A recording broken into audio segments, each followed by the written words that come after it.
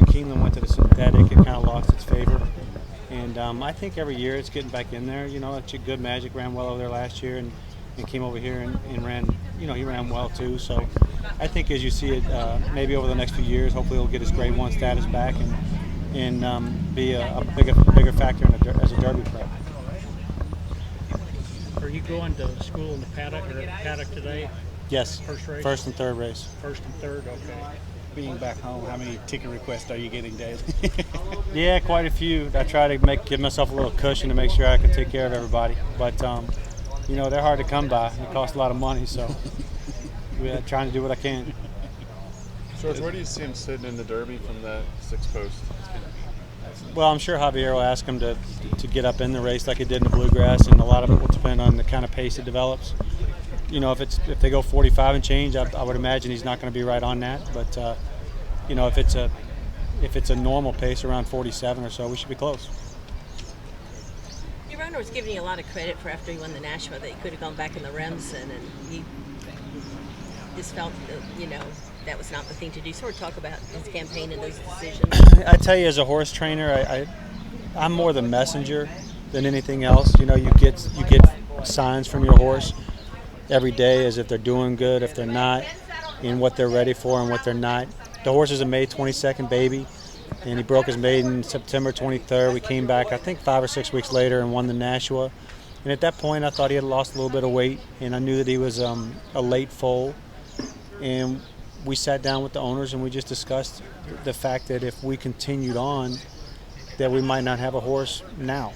And this is when we wanted to get here.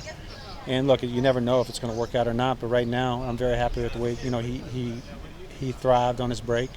We took him down to Florida and he got out in the paddock and just tack walk, just kind of piddled around with them, and we put him back in training, and the horse has done very well. And just winning a Bluegrass is, makes the year for us with him, and hopefully he's a really good colt. So however we do in the Derby, he's going to have a big year in front of him.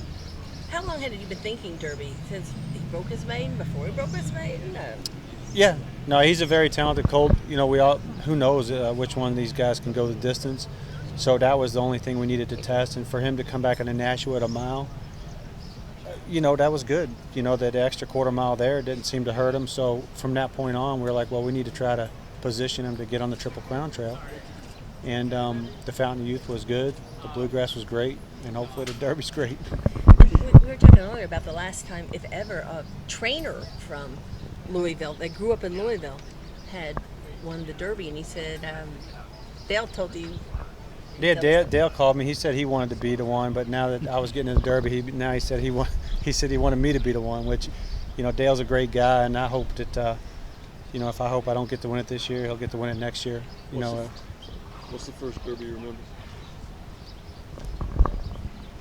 I know we went to the one in 1980 when Genuine Risk won. I think I watched the two or three prior to that on TV. Mm-hmm. Had a Derby party, but probably 1980 is the one I remember, vividly. Yeah. Is there one that really kind of captured your fancy? I was a big fan of the Winning Colors Derby. I had not worked for Wayne yet, but me and my buddies kind of snuck our way up to the 3rd floor, and it was a big race with her going to the wire and 49er making his run and coming up a little short. Mm-hmm. But like I said earlier, all derbies are very special. It's a great race. What years were you with Wayne?